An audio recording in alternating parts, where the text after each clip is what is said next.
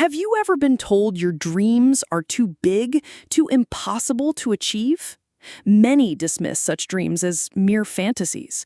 But is that really true? Can someone else's doubt extinguish the fire of your ambition? Today, let me share the inspiring tale of a boy who defied the odds, proving that with faith and relentless effort, no dream is too grand. Stay with me until the end. This story might just ignite your own spark. In a bustling town, there lived a young boy named Robert, the son of a horse trainer. His father's life was a whirlwind, moving from stable to stable, racetrack to racetrack, farm to farm, taming horses with skill and grit. For Robert, this meant a childhood of constant upheaval, new schools, new teachers, new faces. Adapting was tough, but Robert was no ordinary boy. He was a dreamer, his heart set on a bold vision, owning a sprawling horse ranch where he could raise and train horses of his own. One day, Robert's teacher assigned the class a task: write an essay about their dreams for the future. For Robert, this was a golden opportunity. That night, he poured his soul into a 7-page masterpiece, detailing his vision of a 200-acre horse ranch.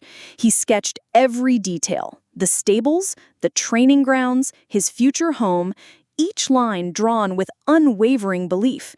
He knew his dream might seem far-fetched, but he didn't care. Dreams, he believed, were meant to soar. The next day, Robert handed in his essay with pride, but when it was returned, his heart sank. A bold red F scarred the front page, accompanied by a note, "See me after class." Confused, Robert approached his teacher. "Sir, why did I get an F?" he asked, his voice steady but searching. The teacher sighed, his tone calm but firm. "Robert, this dream is unrealistic. You don't have the money, your family is always on the move, and you lack the resources.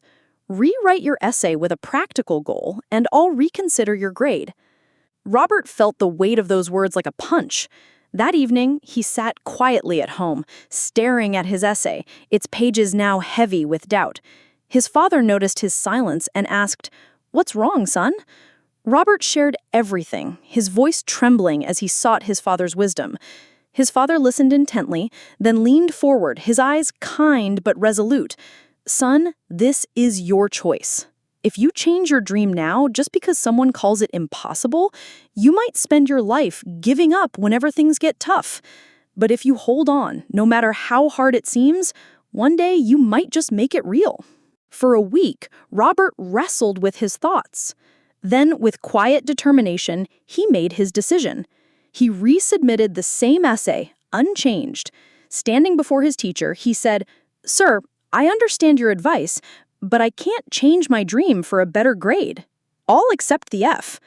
The teacher stared at him, perhaps seeing for the first time the fire in Robert's eyes, a resolve that refused to bend. Still, the grade stood. Years passed. The teacher, now retired, led a group of students on a camping trip through the countryside. As they wandered, they stumbled upon a magnificent 200-acre horse ranch, its beauty breathtaking. The owner emerged to greet them, and to the teacher's astonishment, it was Robert, the same boy whose dream he had once dismissed. The teacher stood in awe, gazing at the ranch, a living replica of the sketch from Robert's essay. With a heavy heart, he approached the young man. "Robert," he began, his voice soft with regret, "I owe you a confession. When I gave you that F, I thought I was protecting you. I once had big dreams too, but life taught me they were impossible. I tried to spare you that pain, but I was wrong. I told so many children their dreams couldn't come true, and they believed me. But you didn't. You held on, and today, you've made it real." Tears welled in the teacher's eyes as he looked at the ranch, a testament to Robert's unwavering faith. "I betrayed my own dreams, but you showed me that true dreamers never give up." Robert smiled, not with pride but with quiet understanding. Today, in his grand 4,000 square foot home, a framed essay hangs by the fireplace, the one marked with a red F. It's more than a piece of paper. It's a symbol of his triumph, a reminder that perseverance turns dreams into reality. Never let anyone steal your dreams, no matter how big or small. If you chase them with all your heart, they can become goals, and goals are meant to be achieved. Work hard, believe fiercely, and turn your vision into reality. If this story moved you, share it with someone who needs to hear it. Keep dreaming and never stop chasing. Have you ever been told your ambitions are simply too grand, too far-fetched to ever really happen? That little whisper of doubt, and it often gets amplified by people around us, right? It can feel incredibly heavy. Yeah, it really can. But what if those voices, what if they're just wrong? What if the impossible is really just a dream waiting for someone to believe in it? That's a powerful thought to start with. Welcome to the Deep Dive. This is where we dig into fascinating sources to find insights, insights that challenge how we think about things like ambition, resilience, and, well, doubt from others. And today's source sounds really interesting. It is. It's an excerpt from a piece called Robert's Ranch, A Dream Fulfilled. And honestly, it's less about the ranch itself and more about, the human spirit, the power of sticking with something. Okay. So our mission today, let's pull out the key lessons from Robert's journey. How did this one kid turn a fantasy, something totally dismissed, into, well, a stunning reality? And what does that mean for us, for you listening? Exactly. It's this classic setup. A boy, a huge dream, and a teacher who just shoots it down. But then it gets really interesting. Right. And what strikes me immediately is how quickly someone else's judgment can try to shrink our own vision. Yeah. This story, it's not just feel good. It feels like a real deep dive into resilience, belief, and the actual cost of giving up on your own unique path. That's a great way to put it, the cost of giving up. Okay, let's dig into Robert's background. He's the son of a horse trainer. Which means lots of moving around. Constantly. His dad's job meant shifting from stable to stable, racetrack to racetrack, farm to farm, you can imagine. Yeah, new schools, new faces all the time. All the time. That kind of instability, it'll be tough for anyone trying to find your footing. Definitely. But the source makes a point. Robert was no ordinary boy. Despite all that moving around, he had this incredibly clear, bold vision. Okay, what was it? Owning his own huge, sprawling 200-acre horse ranch to raise and train his own horses. Wow, that's specific. Not just be rich or something vague. No, fully formed. Not just some kid fantasy, but a real, deep-seated dream. Looking at the bigger picture, that early life, the constant change, maybe it wasn't a disadvantage after all. How do you mean? Well, sometimes that kind of thing, having to adapt constantly, it can forge this inner strength, maybe what some call an internal locus of control. Right. The belief that you can influence things. Exactly. Instead of feeling like a victim of circumstance, you develop this drive. Maybe the instability made him crave something permanent, something truly his. That makes a lot of sense. Finding stability inside when everything outside is changing. Yeah. A drive to build his own anchor, maybe. Okay, so fast forward a bit. School assignment. The classic, what do you want to be when you grow up? Essay. Ah, that old chestnut. For Robert, this wasn't just homework. The source calls it a golden opportunity. To do what? Put the dream on paper. Precisely. He poured everything into it. 7 pages. 7 pages. Wow. Detailing his 200-acre ranch. And get this, he included sketches.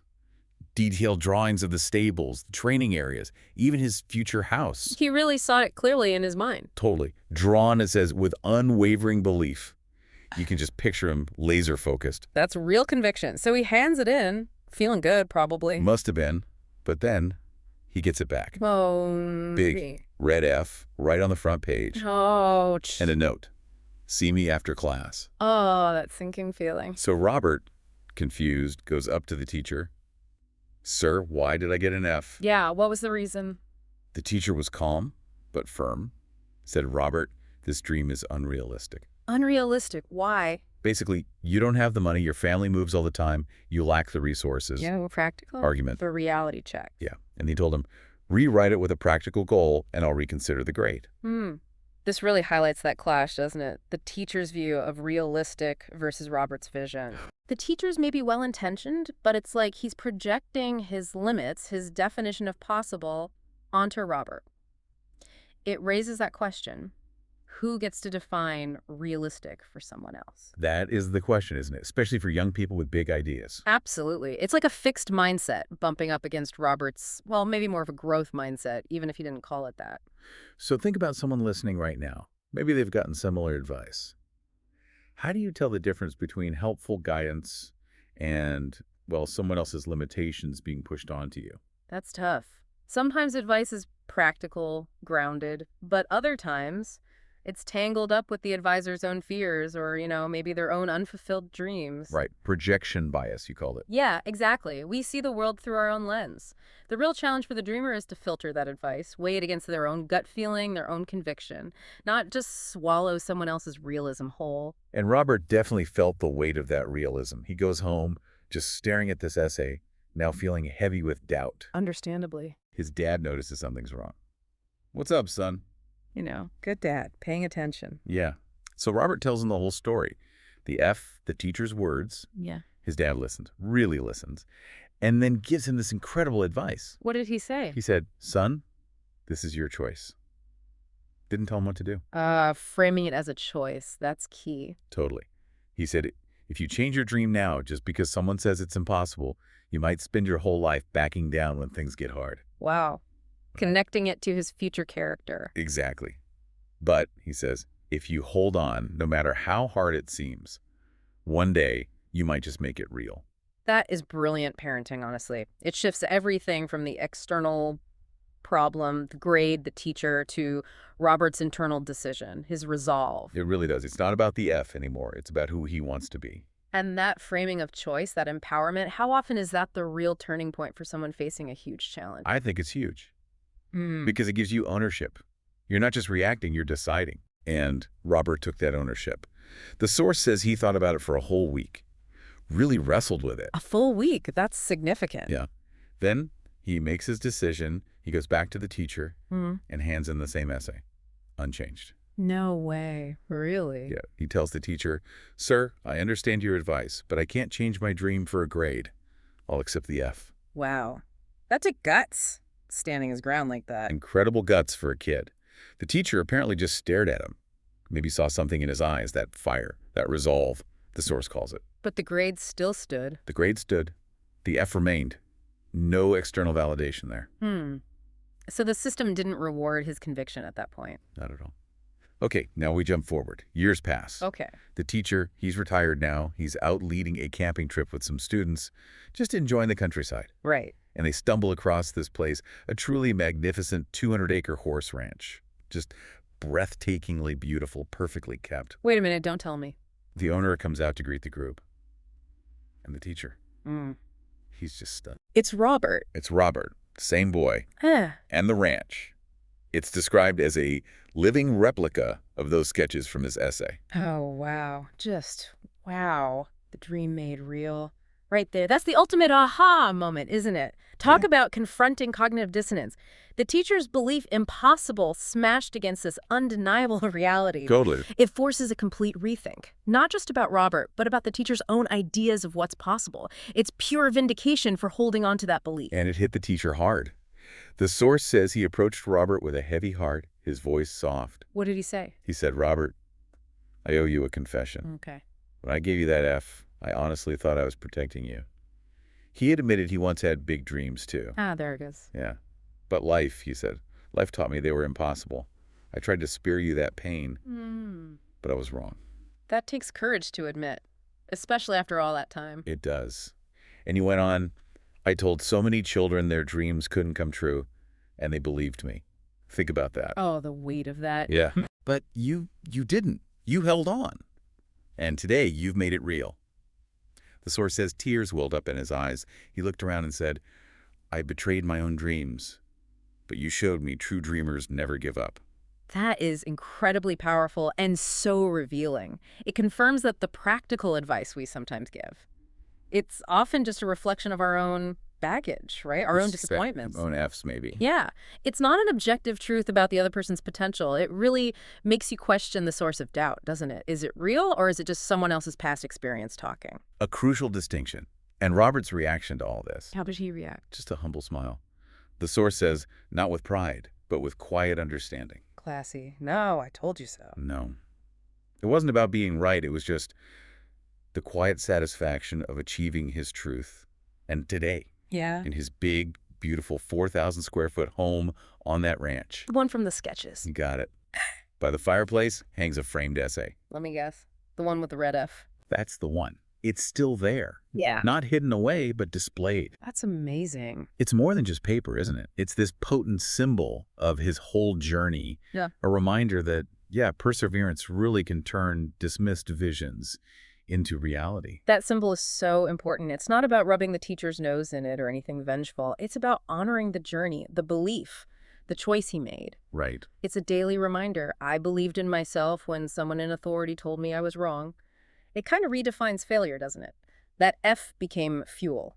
It's like an A+ for inner strength. Absolutely. So let's bring it back to you, listening. What does this whole deep dive into Robert's story mean for your dreams? Yeah, what's the takeaway? Well, his journey from that 7-page essay marked F to this incredible ranch, it's just powerful proof that our biggest dreams often face the biggest doubts, sometimes from people we'd expect support from. And it really highlights some key things, doesn't it? First, you got to learn to tell the difference between useful feedback and advice that's just limited by the giver's own worldview. Right. That discernment is crucial. Second, the sheer power of sticking with it, that grit, that commitment, especially when everyone's telling you to be more realistic. Don't give up. And third, how important it is to have even just one person like Robert's dad who doesn't tell you what to do, but empowers you to make your own choice. That builds self-belief, what some call self-efficacy. That feeling that you can actually do it. Exactly. Ultimately, the power to define your reality comes from inside, from your belief and your actions over time. Remember that message in the source material.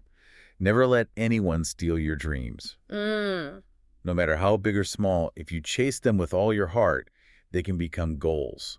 And goals are meant to be achieved. Goals are meant to be achieved. I like that. Work hard, believe fiercely, and turn your vision into reality. It sounds simple, but Robert's story shows how profound it is. So maybe a final thought for everyone listening, reflecting on Robert's journey. Consider this. How many F's real grades, or just moments of dismissal, how many of those were actually hidden? A+. Opportunities to build resolve, if only you'd stuck with your original vision. That's a challenging thought. And maybe ask, what's the real cost of not pursuing your dreams? How much potential do we leave untapped because we buy into someone else's definition of realistic instead of trusting our own capability? Powerful questions to sit with. Keep dreaming, everyone. And more than that, keep chasing those dreams. Believe fiercely. We hope this deep dive gave you some fuel for that fire.